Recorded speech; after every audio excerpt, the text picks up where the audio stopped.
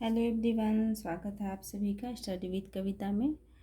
तो आज हम जिस क्वेश्चन को पढ़ने जा रहे हैं वो बहुत ही इम्पोर्टेंट क्वेश्चन है, महत्वपूर्ण क्वेश्चन है। आप देख सकते हैं ये लगभग हर साल पूछता है, 2015 में, 17 में, 19 में, 16 में, 19 में। तो ये लगभग हर साल आता है, तो हम इसे पढ़ते हैं। हमारा क्वेश्चन है, अगस्त काम्टे द्वारा प्रतिपादित विज्ञानों के संस्तरण व्यवस्था की विवेचना कीजिए। नेक्स्ट क्वेश्चन है, काम्टे द्वारा किए गए विज्ञानों के संस्तरण का आधार कुछ भी रहा हो, उसका उद्देश्य समाजशास्त्र की नींव को सुदृढ़ करना था, उसकी विवेचना कीजिए। नेक्स्ट फिर से उसमें है, विज्ञानों का संस्तरण टिप्पणी दिया है। नेक्स्ट क्वेश्चन है, विज्ञानों के संस्तरण के कोंत के सिद्धांत की व्याख्या कीजिए। तो ये हमारा लॉन्ग टाइप आंसर है, लॉन्ग टाइप, और बहुत ही महत्वपूर्ण क्वेश्चन है। तो आप इसे बिना देखे ना जाएं, पूरा वीडियो देखें। टिप्पणी को छोड़कर ये सारे क्वेश्चन जो हैं 15 नंबर के मार्क्स में आते हैं। तो आप देखें इस वीडियो को। अगस्त काम्टे ने प्रत्यक्षवाद के अंतर्गत ज्ञान एवं विज्ञानों को एक व्यवस्थित क्रम देने के लिए विज्ञानों का सोपानवत वर्गीकरण प्रस्तुत किया है। विज्ञानों के वर्गीकरण का विचार काम्टे ने अपने गुरु सेस्टाइमन से ग्रहण किया था, लेकिन उनका वर्गीकरण सेठ साइमन से कहीं अधिक वैज्ञानिक और विभिन्न प्रकार का था, यानी भिन्न प्रकार का था। विज्ञानों के वर्गीकरण के पीछे उनका उद्देश्य समाजशास्त्र को एक नवीन विज्ञान के रूप में सुदृढ़ कर आधार प्रदान करना था, जिससे कि वह विशिष्ट विज्ञानों के यश में विकसित हों और अन्य सामाजिक विज्ञानों में महत्वपूर्ण स्थान प्राप्त करें। काम्टे ने सभी विज्ञानों के विकास क्रम का एक निश्चित सिद्धांत प्रतिपादित किया तथा विज्ञानों के उच्चता और निम्नवत के क्रम का एक स्तरीकरण भी प्रस्तुत किया। क्या स्तरीकरण भी प्रस्तुत किया। यह सब करके वे प्रत्येक विज्ञान के विकास और समाजशास्त्र का उनसे संबंध स्थापित करना चाहते थे। उनका उद्देश्य यह सिद्ध करना था कि समाजशास्त्र एक नवीनतम और जटिलतम विज्ञान है, जिसका विषय क्षेत्र व्यापक है। अगस्त काम्टे ने विज्ञानों के वर्गीकरण के लिए दो प्रमुख धाराओं का उल्लेख किया है। तो सबसे पहले हम इसके बारे में जानते हैं। तो हम देखते हैं कि अगस्त काम्टे ने प्रत्यक्षवाद के अंतर्गत ज्ञान एवं विज्ञानों को एक व्यवस्थित क्रम देने के लिए विज्ञानों का क्या है, वर्गीकरण प्रस्तुत किया है। उन्होंने विज्ञान में, सामाजिक विज्ञान में अपना सिद्धांत प्रतिपादित किया। वो क्या समाजशास्त्र में अपना एक स्थान पाना चाहते थे, इसलिए उन्होंने क्या है, निश्चित सिद्धांत प्रतिपादित किया और विज्ञानों की जो उच्चता है और निम्नता है उसका एक क्रम का क्या है, स्तरीकरण, यानी स्तर से क्रमबद्ध उसका क्या किया, प्रस्तुत किए हैं। तो उनका ये मत था कि उनका ये उद्देश्य था, वो सिद्ध करना चाहते थे कि समाजशास्त्र जो क्या है, नवीनतम और जटिलतम विज्ञान, एकदम कठिन विज्ञान है, जिसका विषय क्षेत्र व्यापक है, यानी बहुत अधिक है। तो इसीलिए उन्होंने इसमें क्या है, दो प्रमुख आधारों का उल्लेख किए हैं। पहला आधार है हमारा निर्भरता का वृद्धि क्रम, दूसरा है घटती हुई प्रत्यक्षात्मकता और बढ़ती हुई जटिलता। घटती हुई प्रत्यक्षात्मकता और बढ़ती हुई जटिलता। तो हम पहला हेडिंग देखते हैं, निर्भरता का वृद्धि क्रम। इसके अनुसार विज्ञान की प्रत्येक नवीन शाखा अपने पूर्ववर्ती विज्ञानों पर आश्रित होती है या आधारित होती है। इस नियम के अनुसार जो विज्ञान सर्वप्रथम आया वह किसी पर भी निर्भर नहीं था। उसके बाद जो भी विज्ञान आता गया वो अन्य विज्ञानों पर आश्रित होता गया। इसी क्रम के अनुसार विज्ञान की प्रत्येक शाखा को निर्भरता में वृद्धि हुई। यही कारण है कि काम्टे ने इसे निर्भरता का वृद्धि क्रम भी कहते हैं। अर्थात काम्टे कहते हैं कि विज्ञान की प्रत्येक नवीन शाखा अपने पूर्ववर्ती विज्ञानों पर आश्रित होती है। यानी विज्ञान की जो नई शाखा है वो अपने पूर्व यानी पहले के विज्ञानों पे क्या होती है, आश्रित होती है। कुछ ना कुछ उसमें से क्या लिया गया रहता है, कुछ सीख लिया गया रहता है। तो इसी नियम को वो कहते हैं कि जो पहले जो सर्वप्रथम जो विज्ञान आया था वो किसी पे क्या आधारित नहीं था, लेकिन बाद में जितने भी विज्ञान आए हैं वो किसी ना किसी विज्ञान पे, किसी ना किसी पे क्या है, आश्रित हुए हैं। उनकी शाखा मतलब किसी पे क्या हुई है, आश्रित रही है। तो इस क्रम में वो कहते हैं कि क्या हुई है, इस क्रम में वृद्धि हुई है। आश्रितता यानी जो विज्ञान पूर्व विज्ञान पे आश्रित है तो उसमें क्या हुई है, वृद्धि हुई है। इसलिए क्या कहते हैं, इसे निर्भरता का वृद्धि क्रम भी कहते हैं। तो अब नेक्स्ट हेडिंग देखते हैं, घटती हुई प्रत्यक्षात्मकता और बढ़ती हुई जटिलता।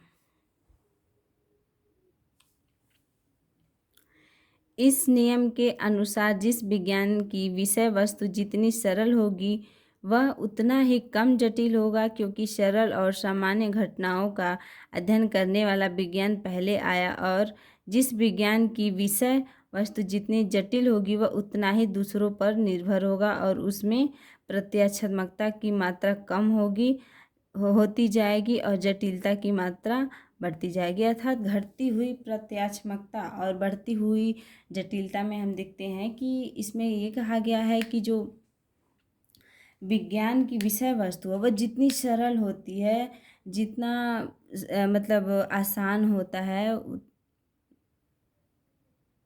वो उतना ही क्या होता है, कम जटिल होता है। जिनकी घटनाएं क्या होती हैं, समान होती हैं। वो घटनाओं का अध्ययन करने में क्या है, सबसे पहले आया हुआ विज्ञान है। अर्थात जो विज्ञान सरल होता है, कम जटिल होता है, वह सामान्य घटनाओं का अध्ययन करने वाला पहले से आया हुआ विज्ञान है। तो जिस विज्ञान की विषय वस्तु जितनी ही जटिल होती है वो उतना ही दूसरों पे क्या होता है, निर्भर होता है, और उसमें प्रत्यात्मकता की मात्रा क्या होती है, कम हो जाती है, और जटिलता क्या हो जाती है, बढ़ जाती है। देखिए आंसर बड़ा है तो आप कहीं ना जाएं, वीडियो को पूरा देखें और समझें।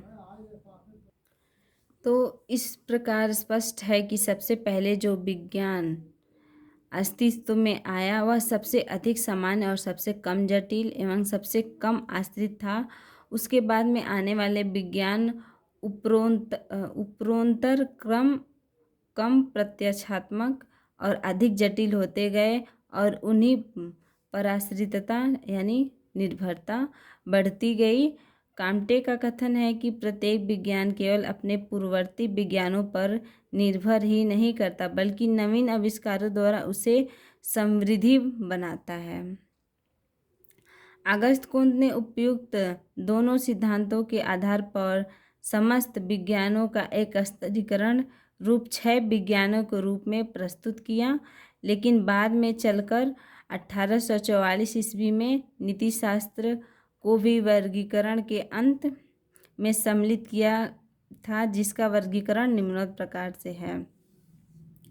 अर्थात कुंत कहते हैं कि काम्टे कहते हैं कि जो सबसे पहले विज्ञान है उसका अस्तित्व जो है वो सबसे क्या था, सामान्य था, सरल था, कम जटिल था, और उसके बाद जितने भी विज्ञान आए वो क्या है, थोड़े थोड़े करके क्या होते गए, जटिल होते गए, क्योंकि वो जो पहले का विज्ञान था उस पर क्या होते गए, आश्रित होते गए, निर्भर होते गए।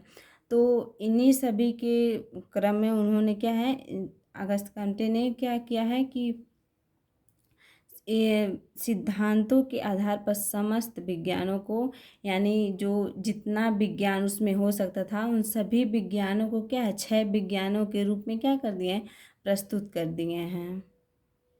लेकिन बाद में है वो क्या 1844 ईस्वी में नीति शास्त्र को भी वर्गीकृत मतलब जो उसका वर्गीकरण था उसको अंत में क्या कर दिया, सम्मिलित कर दिया। तो नीति शास्त्र को मिला के कितने हो गए, 7 हो गए। 7 विज्ञानों का रूप प्रस्तुत किया गया।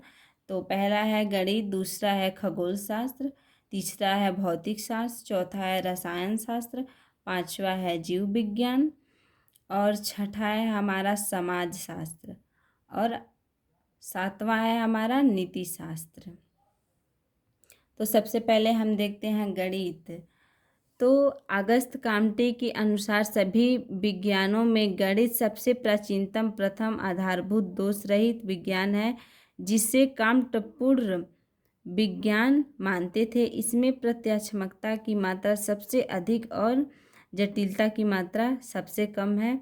यह सामान्य घटनाओं का अध्ययन करने वाला विज्ञान है और समस्त विज्ञानों का विकास इसी के आधार पर हुआ है। गणित के आधार पर ही यथार्थ, माप, सामान्य एवं सरल प्राकृतिक घटनाओं के बारे में अन्वेषण और विज्ञानों की खोज संभव है। यह पहला विज्ञान होने के नाते अन्य सभी विज्ञानों पर सबसे कम निर्भर है। अर्थात इसका तात्पर्य ये है कि पहले गणित, फिर खगोल शास्त्र, भौतिक शास्त्र, रसायन शास्त्र, जितने भी क्रम हैं, तो जो सबसे पहला गणित है वो क्या है, सबसे पुराना। उसके बाद खगोल शास्त्र, उसके बाद से कौन सा आया हमारा, खगोल शास्त्र आया। उसके बाद से भौतिक शास्त्र आया, फिर रसायन शास्त्र आया, फिर क्या आया, जीव विज्ञान आया। तो इस श्रेणी में जो सबसे पहले है वो क्या है, हमारा सबसे प्राचीन और नवीन विज्ञान है। तो काम्टे कहते हैं कि जो गणित है वो सबसे क्या है, प्राचीनतम और आधारभूत, दोष रहित, जिसमें कोई दोष नहीं था, और सबसे पुरानी जो है क्या है, हमारी विज्ञान की शाखा है, हमारा विज्ञान है। और ये उतना जटिल भी नहीं है, जिससे घटनाओं का अध्ययन किया जाता है और प्राकृतिक घटनाओं के बारे में उनके नियमों के खोज में क्या होता है, संभव होता है। और पहला विज्ञान होने के कारण ये विज्ञानों में कम निर्भर, यानी अन्य विज्ञानों पे क्या है, कम निर्भर है, कम आश्रित है। तो दूसरा हम देखते हैं हमारा जो है खगोल शास्त्र। प्राकृतिक घटनाओं का अध्ययन करने वाले विज्ञानों को काम्टे ने इनऑर्गेनिक एंड ऑर्गेनिक, अर्थात इनऑर्गेनिक एंड ऑर्गेनिक, अजैव और जैव, दो भागों में विभक्त किया और इनऑर्गेनिक के 2 उपभाग बताए। अर्थात इनऑर्गेनिक के भी कितने, 2 उपभाग हैं, 2 और भाग हैं, खगोलीय और स्थलीय घटनाएं। स्थलीय यानी जो स्थल पे हो रही है, धरती पे हो रही है, और खगोलीय घटनाएं जो जैसे आसमानी घटनाएं, सूर्य, चंद्रमा, तारे, ग्रहण आदि क्या होते हैं, ये खगोलीय घटनाएं होते हैं। तो खगोलीय घटनाओं में अत्यंत सामान्य घटनाएं होती हैं जिनका संबंध सूर्य, चंद्र, तारे, ग्रहों और उपग्रहों से होता है। खगोल शास्त्र में इन्हीं ग्रहों, उपग्रहों, नक्षत्रों और ब्रह्मांड की स्थिति, उनकी पारस्परिक दूरी, पृथ्वी से दूरी और आकाशीय घटनाएं इत्यादि का अध्ययन किया जाता है। इसमें प्रत्यात्मकता की मात्रा गणित से कम तथा निर्भरता और जटिलता की मात्रा में उससे अधिक है। तो खगोल शास्त्र में जो क्या है, हम खगोल शास्त्र में हम प्राकृतिक घटनाओं का क्या है, अध्ययन करते हैं। तो अगस्त काम्टे ने इनको क्या क्या 2 भागों में रखा है। पहला क्या है इनऑर्गेनिक, दूसरा क्या है ऑर्गेनिक। तो इनऑर्गेनिक को के 2 उपभाग बताए हैं, पहला खगोलीय है, दूसरा क्या है, स्थलीय है। तो स्थलीय यानी धरती पे घटित होने वाली घटनाएं, और खगोलीय जो है क्या है, आसमान में जैसे सूर्य, तारे, ग्रहण, उपग्रह, ये सब क्या है, खगोलीय। तो इनको रखा है। तो इन्होंने बताया है कि खगोल शास्त्र में ग्रहों, उपग्रहों, नक्षत्रों की ब्रह्मांड में स्थिति, उनकी मतलब स्थिति क्या है, परस्पर उनकी दूरी क्या है, पृथ्वी से उनकी दूरी क्या है, और आकाशीय घटनाओं इत्यादि का क्या किया जाता है, अध्ययन किया जाता है। इसलिए ये क्या है, गणित से कम तथा निर्भरता और जटिलता की मात्रा में सबसे अधिक है। गणित से तो मतलब कम जटिल है, पर गणित पे क्या है, थोड़ा सा निर्भर हुआ है। इसीलिए कहा गया है कि उस गणित से कम तथा निर्भरता में जटिलता की मात्रा क्या उससे अधिक है, अर्थात गणित पे ये थोड़ा सा निर्भर हुआ है। नेक्स्ट हेडिंग है हमारा भौतिक शास्त्र। तो भौतिक शास्त्र जो हमारा हेडिंग है, ये भौतिक शास्त्र, इसमें हम देखते हैं कि स्थलीय घटनाओं का अध्ययन करने वाले विज्ञानों और भौतिक शास्त्र का नाम आता है, विज्ञानों में भौतिक शास्त्र का नाम आता है जो अजैविक घटनाओं का अध्ययन करते हैं। इसमें भौतिक घटनाओं के भौतिक स्वरूप का अध्ययन किया जाता है। विज्ञानों की श्रेणी में इसका स्थान तीसरा है, अतः इसमें प्रत्यात्मकता की मात्रा उपरोक्त दोनों विज्ञानों से कम और जटिलता तथा निर्भरता की मात्रा उपरोक्त विज्ञानों से अधिक है। तो हम देखते हैं कि भौतिक शास्त्र में हम क्या स्थलीय घटनाओं का अध्ययन करने वाले विज्ञान मानते हैं, अर्थात स्थलीय घटनाओं का अध्ययन भौतिक शास्त्र में किया जाता है और अजैविक घटनाओं का अध्ययन करते हैं। तो विज्ञान की श्रेणी में कितने तीसरे स्थान पे आता है। तो इसमें हम देख सकते हैं कि ये विज्ञान जो क्या है, पूर्व जो दूसरा विज्ञान हमारा, पहला गणित था, दूसरा खगोल शास्त्र था, तो उन दोनों पे क्या होता है, आश्रित है और दोनों विज्ञानों से कम और जटिल है। ठीक है, उन उससे क्या है, पहले तो मान लीजिए गणित था जो बिल्कुल जटिल नहीं था, दूसरा हमारा खगोल शास्त्र था जो थोड़ा सा जटिल था क्योंकि वो गणित पे निर्भरता था। और जब विज्ञान की निर्भरता क्या है ज़्यादा होती जाती है तो क्या होता है, जटिल होता जाता है। तो उसी प्रकार ये तीसरे स्थान पे है, तो उन दोनों के मुकाबले क्या है, थोड़ा सा जटिल है। नेक्स्ट है हमारा चौथा रसायन विज्ञान। तो रसायन शास्त्र में हम देखते हैं स्थलीय घटनाओं का अध्ययन करने वाले विज्ञानों में भौतिक शास्त्र के बाद रसायन शास्त्र का नाम आता है, अतः यह भौतिक विज्ञान की तुलना में कम प्रत्यात्मक और अधिक जटिल होता है। रसायन शास्त्र में भौतिक घटनाओं के रासायनिक स्वरूप का अध्ययन किया जाता है जो भौतिक शास्त्र के नियमों पर आधारित होती है, फिर भी भौतिक शास्त्र के नियम द्वारा ये प्रभावित नहीं होते। अर्थात देखते हैं ये विज्ञानों की श्रेणी में क्या है, चौथे स्थान पे आती है। तो ये विज्ञान जो है वो तीनों जो हमारा गणित, खगोल और भौतिक शास्त्र है उससे क्या है, थोड़ा जटिल है। रसायन शास्त्र जो है वो क्या है, रसायन शास्त्र भौतिक घटनाओं के रासायनिक स्वरूप का क्या है, अध्ययन कराती है, अर्थात इसमें भौतिक घटनाओं के रासायनिक स्वरूप का अध्ययन किया जाता है जो भौतिक शास्त्र के नियमों पर ही आधारित होती है, लेकिन फिर भी भौतिक शास्त्र के नियम से ये क्या है, प्रभावित नहीं होती है। फिर नेक्स्ट है हमारा जीव विज्ञान, पांचवा हेडिंग है हमारा जीव विज्ञान। तो जीव विज्ञान के बारे में हम पढ़ते हैं, देखते हैं। कांट ने ऑर्गेनिक या जैव घटनाओं को व्यक्तिगत और सामूहिक दो भागों में बांटा। व्यक्तिगत ऑर्गेनिक घटनाओं के अंतर्गत मनुष्य, पशु, वनस्पति जगत से संबंधित समस्त शारीरिक रचनाएं और क्रियाएं आ सकती हैं, जिसका अध्ययन जीव विज्ञान द्वारा किया जाता है। यह विज्ञान उपरोक्त चारों विज्ञानों पर क्या है, निर्भर है, तथा जो इनमें विश्वसनीयता और निश्चितता पाई जाती है वो गणितीय नियमों पर आधारित होती है। कांटे मनोविज्ञान को भी जीव विज्ञान का एक अंग मानते हैं, जिनके द्वारा मनुष्य की मानसिक क्रियाओं का अध्ययन होता है। जीव विज्ञान की प्रत्यात्मकता रसायन विज्ञान से कम और जटिलता की उससे अधिक है। अर्थात ये जो हमारा जीव विज्ञान है वो क्या है, रसायन शास्त्र के बाद आया हुआ है।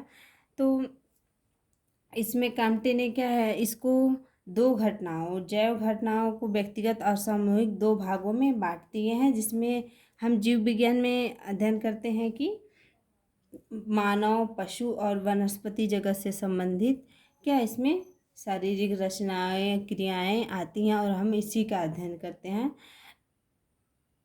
यह विज्ञान उपरोक्त चारों विज्ञानों पर निर्भर होता है, क्योंकि ये क्या है, इन चारों विज्ञानों के बाद में आया है, तो उन चारों पे क्या है, आश्रित है, और उन चारों से क्या है, अधिक जटिल है। इसमें क्या है, जटिलता क्या है, अधिक है, और प्रत्यात्मकता क्या है, कम है। तो कांटे जो है वो क्या है, मनोविज्ञान को भी जीव विज्ञान का अंग मानते हैं। मनोविज्ञान जिसमें हम मनुष्य के मानसिक स्थिति का क्या करते हैं, अध्ययन करते हैं, उसका पता लगाते हैं। तो ये बताते हैं कि मनोविज्ञान को भी जीव विज्ञान का एक अंग मानते हैं। इसीलिए क्या है, जो हमारा जीव विज्ञान टॉपिक है वो क्या है, रसायन विज्ञान, भौतिक विज्ञान, खगोल शास्त्र, गणित से क्या है, जटिल है, और प्रत्यात्मकता इसमें क्या है, कम है। नेक्स्ट हेडिंग है हमारा समाजशास्त्र। छठा हेडिंग हमारा क्या है, समाजशास्त्र। तो समाजशास्त्र में हम देखते हैं, सामूहिक ऑर्गेनिक घटनाओं का अध्ययन करने वाला विज्ञान समाजशास्त्र है। क्रमशः बढ़ती हुई जटिलता और घटती हुई प्रत्यात्मकता के नियम से आधारित विज्ञानों के वर्गीकरण में समाजशास्त्र को छठा स्थान प्राप्त है। ये अन्य विज्ञानों की अपेक्षा सर्वाधिक विशिष्ट और जटिल है और अन्य सभी विज्ञानों पर निर्भर है। कांटे ने अपने प्रारंभिक वर्गीकरण में पहले राजनीति शास्त्र, अर्थशास्त्र इत्यादि को स्थान दिया था, लेकिन बाद में समाजशास्त्र के रचनात्मक और गत्यात्मक दोनों पक्षों का अध्ययन करता है। तो छठा हमारा जो समाजशास्त्र है वो क्या है, ऑर्गेनिक घटनाओं का अध्ययन करने वाला विज्ञान शास्त्र है, विज्ञान समाजशास्त्र है। और इसमें हमें क्या है, बढ़ती हुई जटिलता और घटती हुई प्रत्यात्मकता के नियम के आधार पे क्या वर्गीकरण समाजशास्त्र को छठा स्थान प्राप्त है, क्योंकि ये बाकी जो पहले के 5 विज्ञान है वो ये उन सभी पे ज़्यादा आश्रित है, ज़्यादा निर्भर है। इसलिए क्या है, जटिल और इसमें क्या है, हमारा जो प्रत्यात्मकता है वो क्या है, कम है। तो वर्गीकरण से पहले राजनीति शास्त्र, अर्थशास्त्र इत्यादि को स्थान दिया था इन्होंने, अगस्त कांटे ने, लेकिन बाद में समाजशास्त्र के रचनात्मक और गत्यात्मक दोनों पक्षों का अध्ययन किया और उसे भी रख लिए। तो नेक्स्ट है हमारा नीति शास्त्र। सातवां जो हमारा क्या है, नीति शास्त्र। तो इसमें हम देखते हैं 1844 ईस्वी के पूर्व कांटे ने अपने विचारों के वर्गीकरण में नीति शास्त्र को कोई स्थान नहीं दिया था, लेकिन इसी समय रूस की एक महिला काटिल दी बॉक्स से इनका आध्यात्मिक प्रेम संबंध स्थापित हुआ, जिससे ये इतने प्रभावित हुए कि उन्होंने अपने विज्ञानों के वर्गीकरण में 7वां स्थान प्रदान किया और प्रत्यक्षवाद को मानवता के धर्म के नाम से गौरवान्वित कर दिया। इस तरह विज्ञानों के वर्गीकरण में नीति शास्त्र सबसे कम प्रत्यक्षात्मक और अधिक जटिल विज्ञान है, जो उपरोक्त सभी विज्ञानों पर निर्भर है। इस प्रकार स्पष्ट है कि कांट के विज्ञानों के वर्गीकरण के सिद्धांत से स्पष्ट है कि जो विज्ञान जितना अधिक नवीन होगा वह उतना ही अधिक जटिल और अन्य विज्ञानों पर अधिकांश मात्रा में आश्रित होगा तथा प्रत्यात्मकता की मात्रा उसमें सबसे कम होगी। कांट के इस सिद्धांत की कई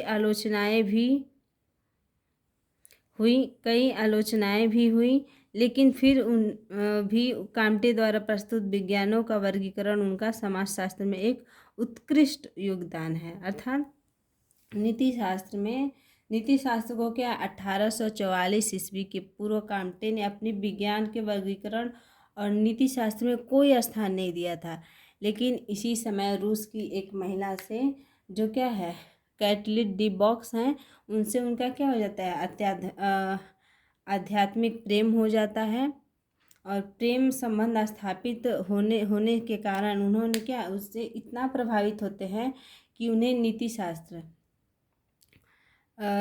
नीति शास्त्र जिसे हम प्रत्यक्षवाद कह रहे हैं, तो प्रत्यक्षवाद को मानवता के धर्म के नाम से गौरवान्वित कर दिया।